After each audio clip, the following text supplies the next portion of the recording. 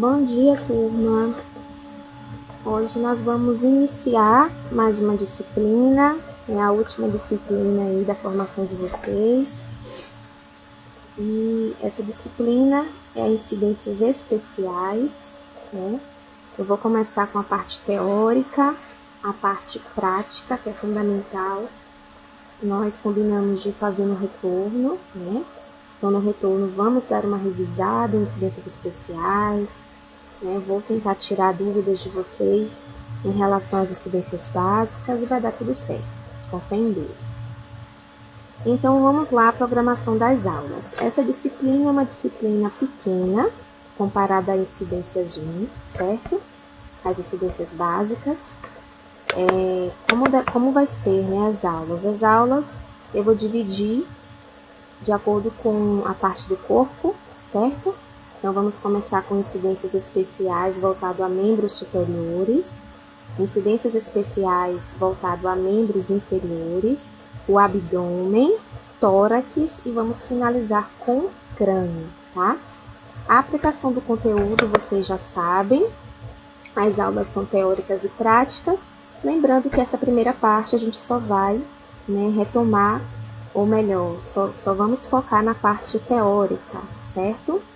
A aplicação do conteúdo, como eu faço, eu divido em prova teórica e prova prática, mas como a gente está, né, no meio dessa pandemia, só vou avaliar vocês na prova teórica, seguindo o mesmo esquema da outra disciplina, certo? Vou passar atividades e vocês vão responder e enviar para o meu e-mail, tá bom? Então, vai ser dividido em 2 unidades, certo? Primeira unidade e segunda unidade. Os assuntos vai ser abdômen, tórax e crânio. E a primeira unidade vai ser os membros superiores e os membros inferiores, tá bom?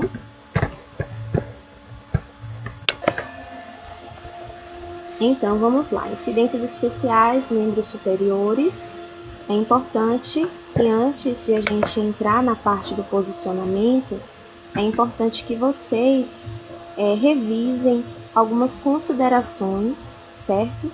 Que a literatura ela apresenta e que vocês precisam já dominar, tá?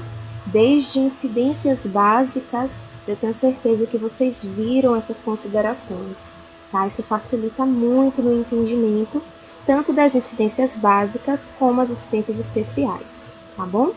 Então, quais são essas considerações gerais?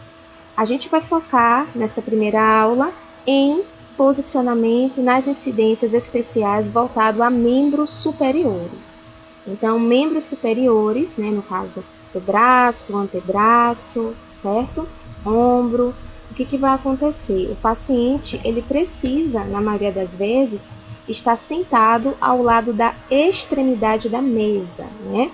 Então, o paciente ele precisa sentar ao lado da extremidade do book-mesa, tem que estar numa posição confortável, né? O paciente ele precisa ter o seu corpo fora do feixe de raio-x. E como é que a gente consegue isso? Através da colimação, não é mesmo? A colimação ela tem a função de quê? De limitar o feixe de radiação para somente ser emitido naquela estrutura, né? Então, é importante sempre vocês se atentarem também a outra consideração, que é em relação à proteção radiológica. Então, como a gente pode oferecer uma proteção radiológica a esses pacientes ao fazer exames especiais dos membros superiores? Se o paciente estiver sentado ao lado da extremidade da mesa, é importante que tenha uma boa colimação e também faça o uso do avental de proteção do órgão genital, né? O avental de gônadas, certo? Mesmo que ele esteja ali sentado, bem colimado, é importante que o paciente use a proteção de gônadas. Por quê? Porque vocês já sabem da radiação secundária, da radiação espalhada, que juntamente com o raio central pode sim chegar a outra estrutura que não é o objetivo do exame, tá bom? Outro ponto também em questão é a distância da fonte receptor de imagem, né? A DFOF, que sempre vai ser de quê? De 100 centímetros. Então, a altura do cabeçote da ampola de raio-x em relação à estrutura deve estar em uma distância de 1 metro, de 100 centímetros, tá bom? E em relação a pacientes com traumatismo, então, pacientes com traumatismo, eles podem ser radiografados em cima da mesa, né? Em decúbito mesmo, no local onde eles já estão, certo? Então, as radiografias, elas podem ser sim realizadas diretamente, na maca onde o paciente com algum tipo de traumatismo está, tá certo? Em relação a pacientes pediátricos, a bebês, a crianças, a gente precisa de todo um cuidado, de toda uma atenção, de toda uma paciência em relação a esses pacientes. Então, nesse caso, a imobilização é necessária. Por quê? Porque ajuda a criança a ficar em uma posição correta, tá bom? Então, a gente pode utilizar de alguns acessórios, como almofadas, fitas para poder prender direitinho o membro, sacos de areia, né? Mas sempre tem que ser utilizados com cautela para que não machuque a criança por esses sacos de areia eles ser pesadinhos, tá bom? Outro ponto também em questão é que crianças, bebês, eles precisam sim ter os pais ou acompanhante ao lado, tá? Então essas pessoas, como os pais ou outro acompanhante, o avô, a tia, podem ajudar no exame radiográfico, tá? Mas sempre lembrando que esses acompanhantes precisam sempre estar com o EPI, com o equipamento de proteção, tá certo? Não pode esquecer, gente. E em relação a pacientes que chegam com algum membro imobilizado, né, enfaixado, será que isso vai alterar o KV-MS? Vai sim, porque aquela imobilização, né, ela está ali acima do tecido, então precisa sim aumentar a exposição, tá? Então, o membro superior com um aparelho de imobilização, vocês vão precisar aumentar um pouquinho a exposição, tá bom? Então, esse aumento vai depender da espessura e do tipo do aparelho. Então, coloquei aqui, de acordo com o livro Bom Traje, tá? A Bíblia da Radiologia, né, gente? Vem mostrando aqui os tipos de aparelhos, tá vendo? E o aumento da exposição. Então, se caso chegar um paciente com aparelho gessado, pequeno e médio, você vai aumentar de 5 kV a 7 kV, tá vendo? Um aparelho gessado grande, você vai aumentar de 8 a 10. E com aparelhos de fibra de vidro, né, com outro material, você só vai aumentar de 3 kV a 4 kV, tá? Então, esse quadro de conversão é interessante, é importante, até para diminuir o número de exposições, certo, àquele paciente.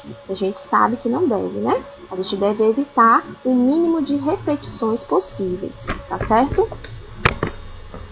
Outra coisa importante é a questão da colimação, como eu falei no início, né? A colimação é de grande importância, né? Tá dentro aí da radioproteção.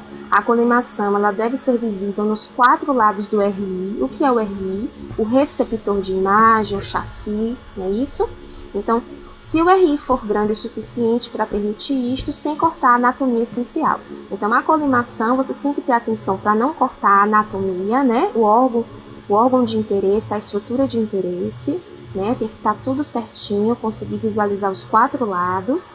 A colimação também, vocês têm que se atentar para que não corte a identificação do paciente, né? Dos lados pode cortar se não ter atenção. E a placa de identificação deve ser sempre colocada no canto da região estudada. Isso vocês já sabem, né? Deve colocar sempre o lado que foi feito o exame, no lado direito do paciente, o registro, tudo direitinho. Então, aqui nas residências especiais é o mesmo procedimento, certo? Então, aqui a gente consegue ver um exemplo, né, da colimação. Olha só, aqui é um exame de mão, certo? Onde a gente consegue visualizar o tamanho do chassi, tá ótimo. A gente consegue ver que o órgão de interesse ele está centralizado, ajustado em relação ao RI, ao receptor de imagem, ao chassi. A gente consegue ver o marcador perfeito. Né? A gente consegue ver aqui o raio central incidindo, né, em relação ao terceiro dedo aqui, tá vendo? A gente consegue visualizar a marca aqui da colimação, pegando todos os 4 lados, até mesmo o colimador, tá vendo? E a gente consegue ver aqui o resultado dessa radiografia. perfeita. Tá vendo só? Então, para fazer um bom exame, vocês precisam ter em mente essas considerações gerais. Não só para as especiais, mas para as básicas também. Se vocês conseguem fazer bons exames nas incidências básicas, nas especiais também vão conseguir fazer, tá?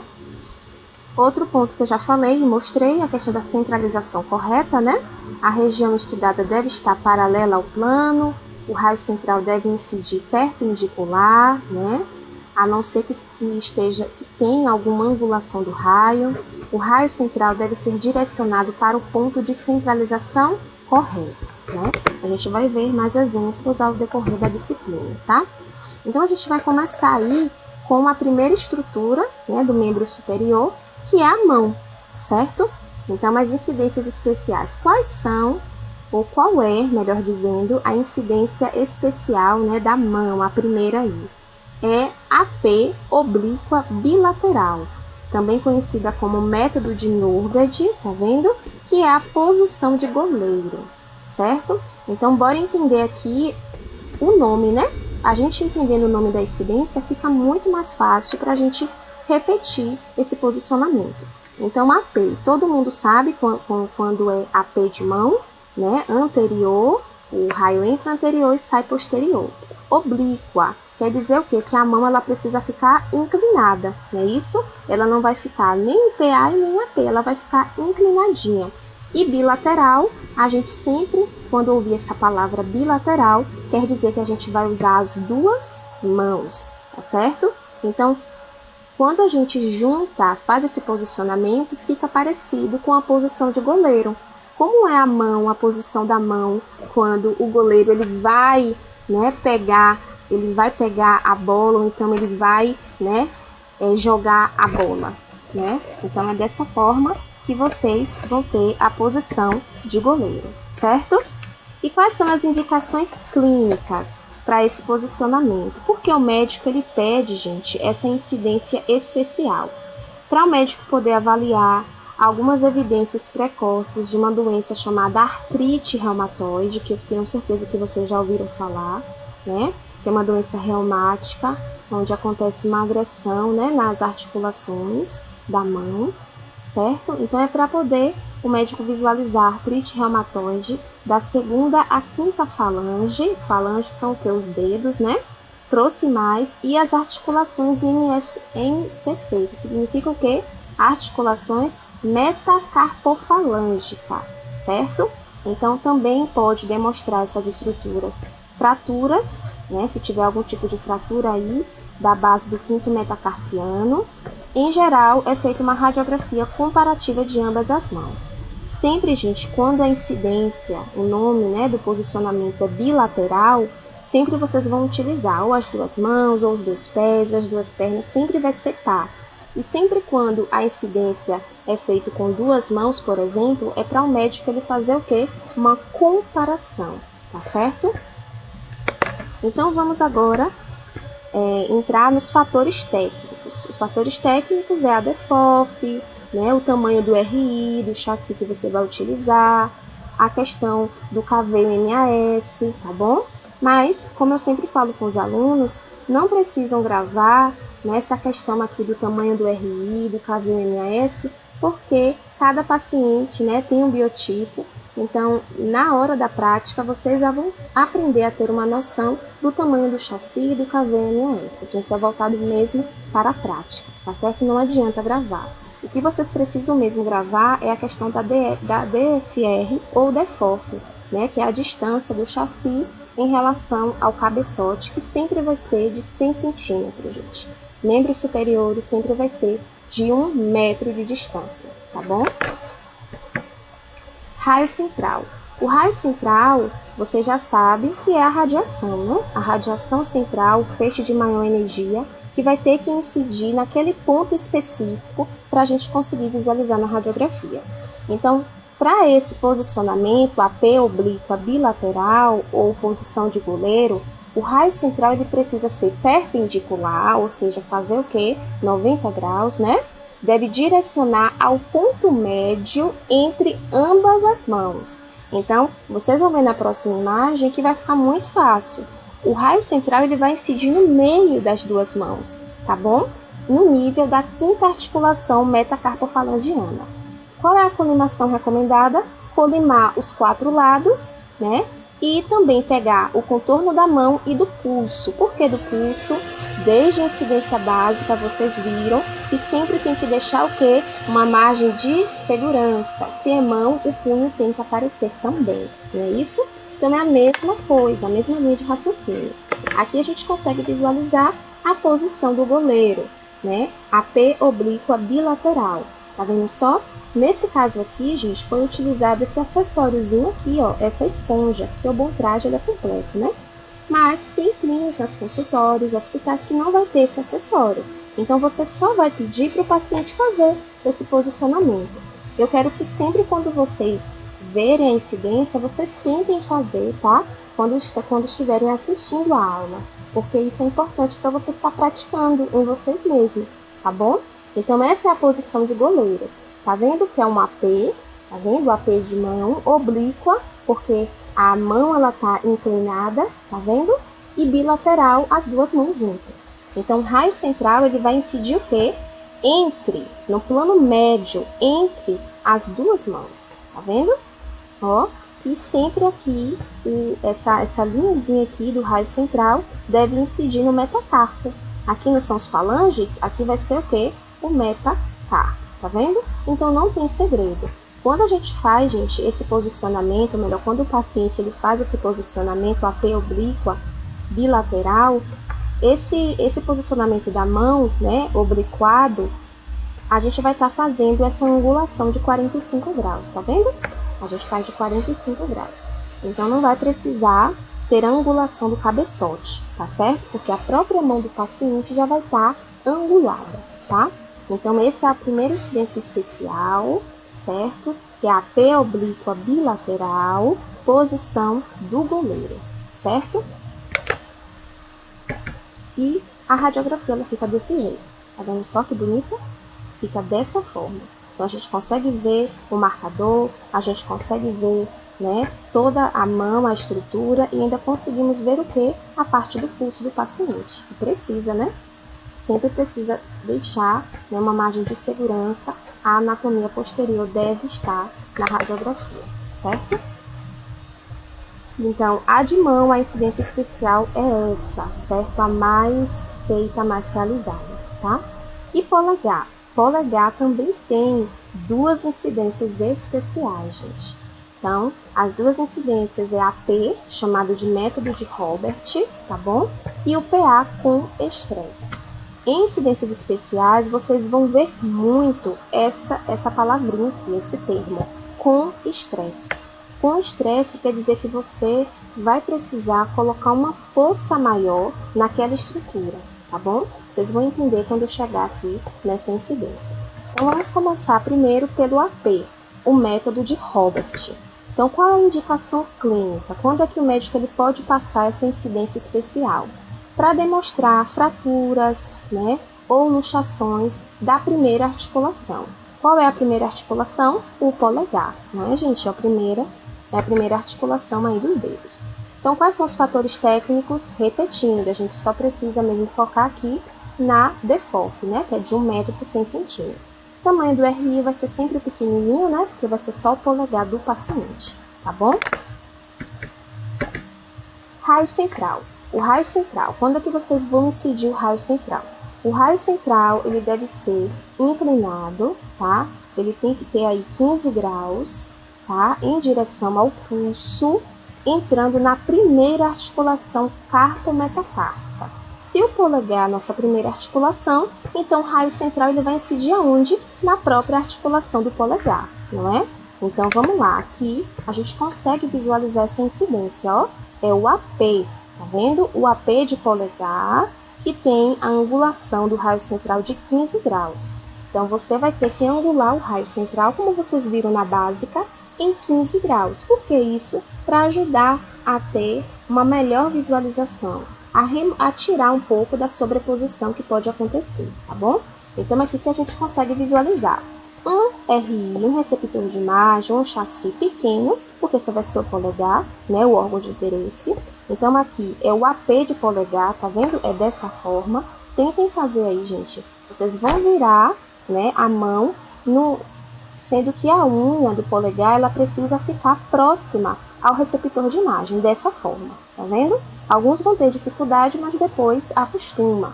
Vocês estão vendo que esses 4 dedos, eles ficam, né, um pouco na frente do polegar? É importante que não fiquem assim, para não sobrepor, ó, e ficar na imagem do polegar. Então, com a outra mão, vocês podem pegar os 4 dedos e tirar da área de interesse, tá? Então, o raio central, ele vai incidir diretamente aqui, ó, nessa articulação aqui, ó, do polegar, tá bom? Lembrando que a colimação não precisa abrir muito a colimação, porque o órgão de interesse é o quê? O polegar, não são os outros dedos. Então, você diminui aqui, ó, somente para o polegar aparecer, né, o marcador direitinho e pronto. E faz a radiografia. Aqui é uma forma mais fácil para poder fazer, tá? É essa que eu costumo mostrar para os alunos praticar em sala, tá vendo? Lembrando que eu quero que vocês pratiquem, tá certo? Eu quero que vocês pratiquem, certo? Então, aqui a gente consegue visualizar, olha só, o AP, olha como o polegar, ele precisa ficar retinho, gente, é um AP verdadeiro. Não pode ficar inclinado não, tá vendo? Ele tem que ficar retinho, e aqui a gente percebe que pode utilizar outra mão, ó, para que esses dedos não fiquem sobreposto ao polegar, tá bem?